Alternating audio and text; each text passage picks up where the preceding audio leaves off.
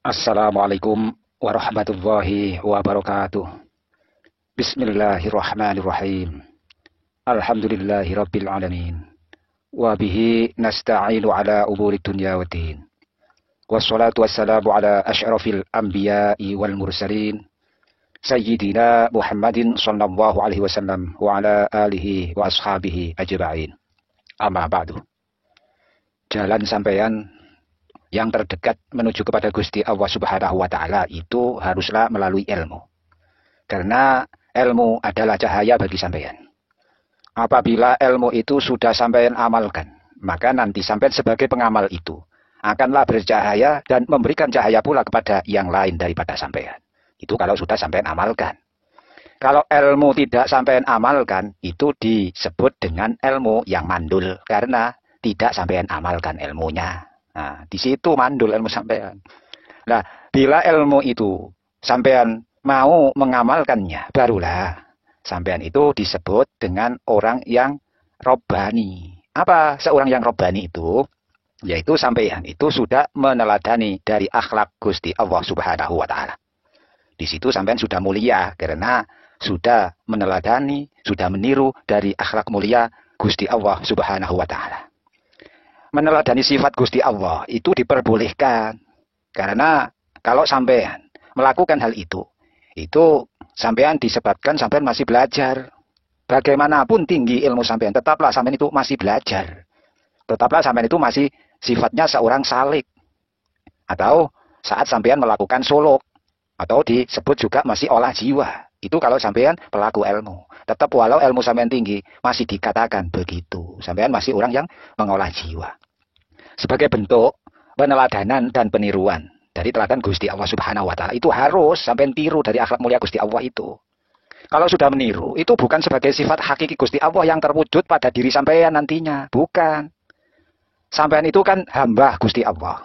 Sampean itu kan hamba Tuhan. Ya jelas kalau hamba itu meniru dari sifat Tuhannya. Itu begitu. Seperti sifat Gusti Allah kan pemaaf. Lah haruslah sampean tiru sifat pemaafnya Gusti Allah. Gusti Allah juga bersifat sabar. Nah haruslah sampean tiru dengan sifat sabarnya Gusti Allah. Gusti Allah juga sifatnya penutup aib. Sampean tiru dengan menutup aib orang lain. Nah begitu sifatnya Gusti Allah harus sampean tiru. Sampean teladani sifat Gusti Allah yang baik itu. Gusti Allah Subhanahu wa taala juga sifatnya penyayang, juga pemurah. Lah sampean tiru juga sebagai orang yang penyayang dan pemurah terhadap sesama. Gusti Allah sifatnya baik, mulia, agung, pengasih, adil, dan santun. Sampean juga menirunya begitu. Haruslah sampean baik, mulia, agung, pengasih, adil, dan juga santun kepada siapapun juga. Walaupun itu bukan makhluk Gusti Allah yang berupa manusia. Makhluk lain-lainnya seperti binatang, ya tetap santun kepada binatang. Jangan sok sebagai manusia, terus seenaknya, ya kan, membunuh binatang. Ya, tidak salah, tidak apa. Semua binatang dibunuh, disiksa. Ya tidak boleh, harus santun. Karena sifat Gusti Allah santun, itu harus sampean tiru. Gusti Allah sifatnya pengasih, sampean tiru. Itu nama-nama sifatnya Gusti Allah tersebut serupa dengan sifatnya makhluk, bisa sampean tiru. Iya kan? Karena nama sifat Gusti Allah itu serupa dengan sifat sampean sebagai makhluk, itu bisa sampean tiru. Namun ketuhanan Gusti Allah itu sudah ciri khas dengan kesempurnaan sifat-sifat Gusti Allah sendiri. Ketuhanannya tidak bisa sampean tiru, karena itu sudah ciri sifat-sifat Gusti Allah. Juga ketuhanan Gusti Allah tidak bakalan bisa sampean tiru. Yang itu tidak bisa. Dan kesucian zat Gusti Allah dari segala bentuk perubahan itu pun tidak bisa sampean tiru. Itu ciri khas hanya Gusti Allah sendiri yang memilikinya. Iya. Nah, sesungguhnya ya, tidak ada keserupaan loh antara zat yang tak bermula dan yang makhluk itu dicipta. Ketika makhluk yang berupa sampean itu bisa meneladani daripada akhlaknya Gusti Allah Subhanahu wa taala. Karena apa?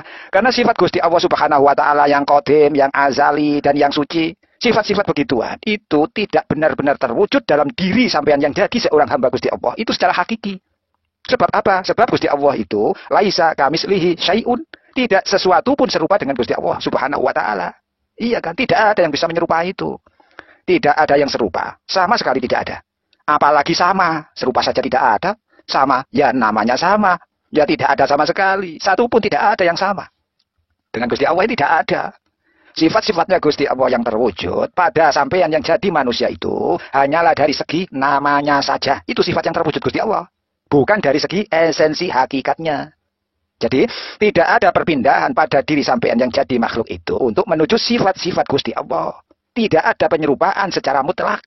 Juga tidak ada perwujudan Gusti Allah secara total pada diri sampean yang jadi makhluk itu. Tidak bisa sampai jadi Gusti Allah, itu tidak bisa. Sampai jadi Tuhan itu tidak mungkin. tidak bisa ditiru. Dan tidak ada pula kesesuaian seperti kesesuaian materi dengan tempatnya. Gusti Allah itu tidak sampean misalkan seperti barang, ada tempatnya begitu, tidak bisa.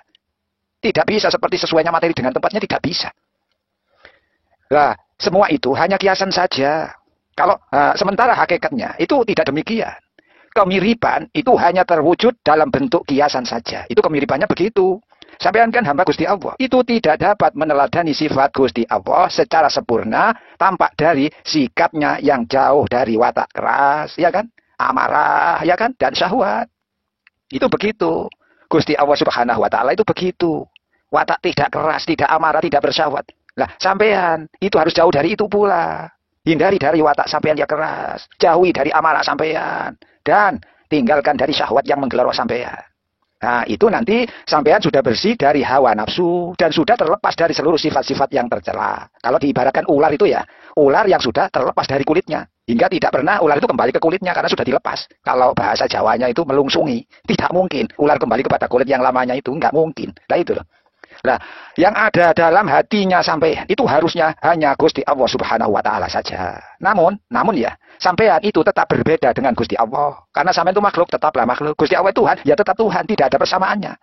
Sampean itu berbeda dengan Gusti Allah, itu sudah tentu. Kebahagiaan dan keistimewaan sampean yang jadi hamba Gusti Allah dalam meneladani akhlaknya Gusti Allah Subhanahu wa taala itu harus. Serta dalam menghias diri itu bagaimana? Dengan penghiasan nama-nama dan sifat-sifatnya Gusti Allah itu. Itu bergantung pada sejauh mana sampean bisa meneladani kebaikan pada nama dan sifat-sifat Gusti Allah. Hingga nanti kalau sampean sudah meneladani itu, sampean jadilah seorang yang disebut seorang Robbani. Siapa seorang Robbani itu? Yaitu bila sampean jadi sosok yang dekat dengan Gusti Allah Subhanahu wa taala. Dan yang jadi sahabatnya Gusti Allah Subhanahu wa taala. Sampai sampean itu ke tempat yang tertinggi. Sampai diangkat Gusti Allah begitu sampean. Sampean sudah jelas disucikan nantinya oleh Gusti Allah. Sudah jelas dimuliakan sampean nantinya oleh Gusti Allah. Layaknya disucikan, layaknya dimuliakan. Seperti suci dan mulianya para malaikat yang dekat dengan Gusti Allah Subhanahu wa taala. Sampai sebegitu. Iya kan? Sampean itu diserupakan dengan malaikat nantinya. Dengan diberi Gusti Allah Subhanahu wa taala kedekatan. Seperti kedekatan malaikat kepada Gusti Allah. Tetapi ya, itu ya bergantung pada sejauh mana sampean bisa menggapai sifat-sifat yang membuat malaikat diridhoi dan dekat kepada Gusti Allah Subhanahu wa taala. Itu tergantung nantinya di situ. Maksudnya bagaimana? Lah tentu saja dekatnya kedudukan dan posisi, bukan dekat dalam jarak. Itu maksudnya begitu. Selama sampean sebagai manusia itu menyerupai para malaikat, dan selama sampean sebagai manusia itu bisa meniru akhlak para malaikat itu, lah di situ sampean jauh dari sifat hewan sudah. Di situ sampean sudah lebih dekat kepada tingkatan malaikat. Malaikat itu dekat dengan Gusti Allah loh. Iya, sampean harus sampean sejajar dengan malaikat tingkatannya, dekat dengan Gusti Allah itu bagaimana caranya? Ya itu yang harus sampean maksud. Barang siapa sampean ya yang dekat kepada makhluk yang dekat dengan Gusti Allah Subhanahu wa taala. Tentu sampean pun itu sudah dekat artinya dengan Gusti Allah Subhanahu wa taala. Sampean kan berteman dengan menteri. Menteri kan bawahnya presiden, dekat presiden, contohnya begitu. Tentu ya sampean dekat dengan presiden, karena sampean sudah sejajar pendekatan kekerabatannya dengan menteri. Karena sampean sudah dekat dengan menteri. Menteri itu pembantu presiden, mesti dekat dengan presiden. Lah, kawanilah menteri agar sampean dekat dengan presiden. Seperti hanya begitu contohnya. Agar sampean cepat paham. Lah, semakin tinggi kedudukan sampean jadi hamba Gusti Allah dan semakin banyak ilmu sampean, maka nantinya sampean itu semakin dekat kepada Gusti Allah Subhanahu wa taala. Dan juga nantinya sampai semakin mulia derajat sampean di sisi Gusti Allah Subhanahu wa taala. Itu sudah pasti. Bagaimana? Ya harus sampean dengan mengerti berbagai hakikat pengetahuan ilmu serta mengerti rincian ilmu-ilmunya secara sempurna. Jangan terputus-putus kalau ngaji itu. Ngaji harus langgeng dawam, disempurnakan ilmunya. Ngaji terus. Biar rincian ilmu sampean itu sempurna keadaannya. Biar hakikat pengetahuan sampean itu tinggi. Maka jelas kalau begitu, yakin kalau begitu, segala sesuatu mengenai objek ilmu menjadi kokoh pada diri sampean, menjadi kekal pada diri sampean, dan nantinya tampak sempurna bagi jiwa sampean yang jadi manusia. Baik tak? Itu saat sampean masih hidup, maupun kala sampean sudah meninggal dunia nantinya. Lah ilmu yang lengkap dan ilmu yang menyeluruh, ya termasuk di antara kesempurnaan sifat Tuhan. Gusti Allah itu berilmu, iya kan? Mahanya ilmu. Sampai harus meniru dengan sifatnya Gusti Allah. Nah, menyempurnakan ilmu sampean lewat ngaji. Nah, ilmu Gusti Allah itu tidak akan lenyap loh. Ilmu Gusti Allah itu tidak akan hilang. Pun juga sebaliknya. Semua kalau ilmu itu tidak didasari dari ilmu Gusti Allah, maka akan hilang, maka akan lenyap. Kalau ilmu Gusti Allah tidak bisa berubah. ilmu Gusti Allah tidak bisa berkurang. Maka sampean harus ngaji seperti ini, ngaji hakikat, iya kan? Iya, harus berilmu. Nanti jadi sampean sangat dekat dengan Gusti Allah Subhanahu wa taala dengan ilmu itu. Maka makrifat sampean pun akan bertambah. Maka mata hati sampean pun akan bersinar terang. Dan maka tauhid sampean pun akan jadi kokoh. Itu karena apa? Karena Gusti Allah Subhanahu wa taala itu kekal. Karena Gusti Allah Subhanahu wa taala itu tidak lenyap, tidak cacat, tidak berubah sedikit pun seperti berubahnya makhluk. Itu loh. Itu kalau ilmunya Gusti Allah, semuanya akan kekal, tidak akan lenyap, tidak akan cacat, tidak akan berubah. Lah, kedekatan sampeyan dengan Gusti Allah Subhanahu wa taala lewat ilmu itu dan kekuasaan Gusti Allah Subhanahu wa taala. Lah, untuk seluruh sampeyan yang jadi orang muslim, iya kan? Iya, wong Islam kok tidak ngaji, tidak belajar, rugi. Itu wajib untuk orang Islam itu belajar, berilmu. Itu loh, untuk kedekatan dengan Gusti Allah Subhanahu wa taala lantaran ilmu sampean. Lah, kedekatan sampean dengan Gusti Allah Subhanahu wa taala lewat kelembutan dan pertolongan Gusti Allah melalui ilmu itu. Hanya untuk segolongan mukmin tertentu loh, kedekatan dengan Gusti Allah itu lewat cinta. Ada juga begitu. Ada yang lewat penyaksian, ya kan? Itu ya hanya para wali, hanya kaum arif billah itu. Nah, kalau hakikat kedekatan sampean dengan Gusti Allah Subhanahu wa taala akan bisa terwujud melalui kondisi hati sampean yang tidak lagi bisa merasakan segala sesuatu itu disertai jiwa yang benar-benar tulus kepada Gusti Allah Subhanahu wa taala. Jalan terdekat itu untuk sampai kepada Gusti Allah Subhanahu wa taala melalui apa? Kesempurnaan jiwa. Dari situ jalannya melalui apa? Melalui olah ilmu sampean menuju akhlak terpuji sampean. Melalui apa? Melalui pembersihan jiwa sampean dengan adab luhur sampean. Dari situ juga. Dan juga lewat olah akal yang baik dari sampean pun akal sampean yang mendalam. Dari situ juga. Maka nanti bertambahlah makrifat sampean dengan ilmu dan ketakwaan. Maka nanti keterbebasan sampean itu ada dari perbudakan hawa nafsu dan syahwat sampean. Nanti juga sampean ada penyucian jiwa dengan meniru akhlaknya Gusti Allah Subhanahu wa taala. Dari situ makrifat sampean paling utama adalah mengenal Gusti Allah Subhanahu wa taala lewat nama-nama dan lewat sifat-sifat Gusti Allah Subhanahu wa taala. Jadilah kemerdekaan sampean paling utama. Apa kemerdekaan paling utama? Sampean bisa mengabaikan sama sekali hawa nafsu sampean dengan segala keinginan sampean. Lah, penyucian paling utama sampean itu adalah berhias diri dengan setiap makhluk itu ya sampean beradab, ya berakhlak dari sampean. Punya etika yang baik menurut akal juga menurut syariat. Itu akhlak dan adabnya menurut akal dan syariat. Dari situ harus itu. Lah, itu dapat meraih sampean ketiga-tiganya tadi sampai menempel kepada sampean derajat yang paling tinggi dan kedudukan yang paling mulia. Dari situlah sampean memiliki sifat yang sempurna, bebas dari cacat, juga terlepas dari gelapnya sifat-sifat tercela, ya kan? Serta nanti bersih dari dominasi syahwat sampean, dari dominasi hawa nafsu sampean, juga dari tabiat buruk sampean, itu sudah terlepas nantinya. Maka dengan begitu tercapailah kedekatan antara diri sampean dan malaikat Gusti Allah lewat sifat akal nurani yang jauh dari sifat binatang sampean. Nah, pada saat yang sama itu terwujudlah nanti kemiripan. Maka terwujudlah juga kesamaan sifat dengan Tuhan secara istilah. Tapi hanya secara istilah. Bukan secara hakiki. Kesamaannya di situ. Karena apa?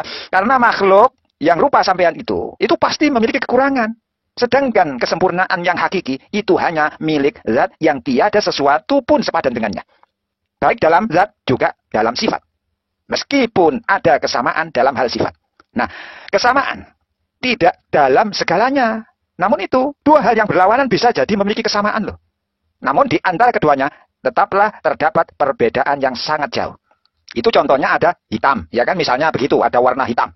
Itu memiliki kesamaan dengan putih. Apa samanya? Sama-sama warna. Hitam juga warna, putih juga warna. Itu ada kesamaannya.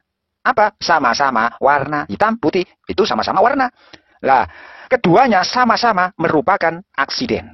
Keduanya sama-sama adalah warna. Keduanya sama-sama adalah indriawi. Tetapi, atau namun, kedudukannya sama sekali tidak sama antara hitam dan putih. Hitam dan putih tidaklah mirip. Nah, dari situlah contoh, Gusti Allah Subhanahu wa Ta'ala yang tidak bermula itu tentu lebih berbeda dengan makhluk-makhluknya. Yaitu contohnya tadi.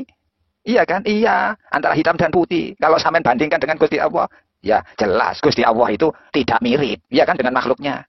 Iya, Gusti Allah itu yang tidak bermula karenanya. Tentu lebih berbeda dengan makhluknya ketimbang perbedaan antara hitam dan putih tadi. Kalau sudah mengerti paham, ya alhamdulillah. Lah kalau belum, ya sinau ngaji terus, iya kan, diikuti pengajian terus. Insya Allah berkah, paham, dan bisa melakukannya. Ya, assalamualaikum warahmatullahi wabarakatuh.